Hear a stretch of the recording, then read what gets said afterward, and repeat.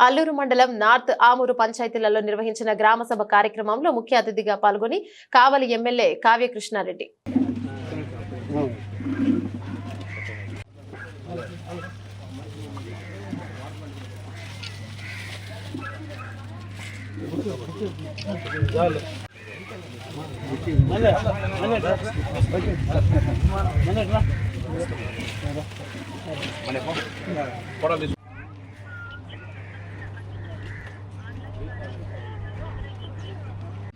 గ్రామ ప్రజలందరికీ కూడా పేరు పేరున ధన్యవాదాలు. ఎలక్షన్ అప్పుడు వచ్చాం, రేపు వచ్చాం, ఓట్లు అడిగాము. మీరందరూ కూడా గౌరవించి ఓట్లు వేసినందుకు మంచి మెజార్టీపై గెలిపించినందుకు గ్రామ ప్రజానీకానికి అందరూ కూడా అభినందనలు తెలియజేస్తూ మరలా ఈ రోజున మీ గ్రామానికి రావడం జరిగింది. అల్లూరు మండలంలో ప్రభుత్వమైనటువంటి కార్యక్రమంలో మొట్టమొదటిసారిగా నార్త్ ఆమూరు నేను ఇచ్చేసాను.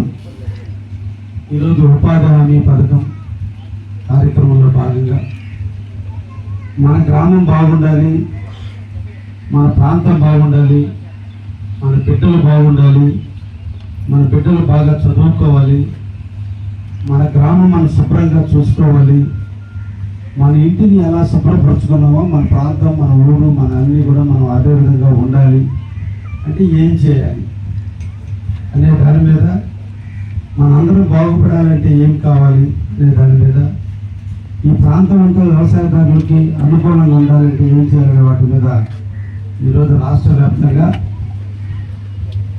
రాష్ట్ర ప్రభుత్వాలు ఈరోజు రాష్ట్ర వ్యాప్తంగా స్వర్ణ గ్రామ పంచాయతీ అనే ఒక కార్యక్రమాన్ని తీసుకొని గ్రామ పంచాయతీ బాగుంది అంటే, గ్రామం బాగుంది అంటే ఆ గ్రామంలో ఉన్న ప్రజలందరూ బాగుండాలి.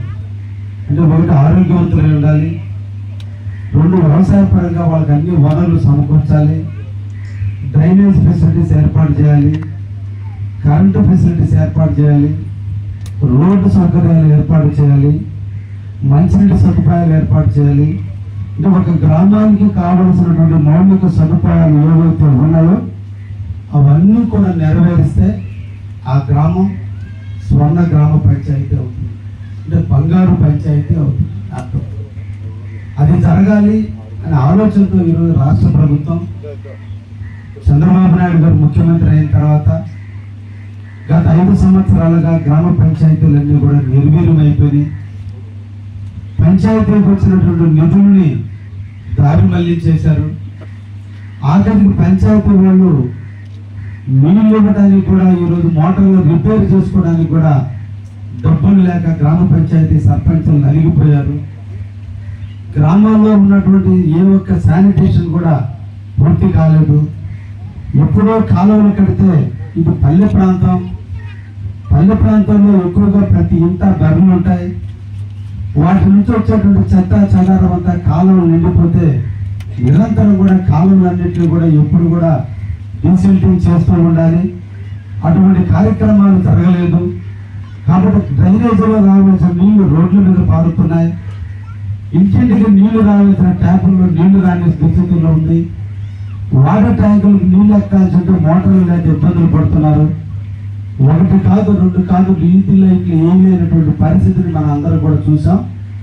కాబట్టి ఈ గ్రామ స్వరాజ్యం ఏదైతే గాంధీ మహాత్ముడు కళ్ళ కన్నా గ్రామ స్వరాజ్యం రావాలి, గ్రామాలన్నీ కూడా పట్టణాలకు దీటుగా గ్రామాలన్నీ బాగుపడాలి అనే ఆలోచనతో ఎక్కడైతే నిరుపేదలు ఉన్నారో వాళ్ళందరూ కూడా ఉపాధి హామీ కల్పించాలనే ఉద్దేశంతో ఈ NREGS పథకాన్ని ప్రభుత్వాలు పెట్టింది.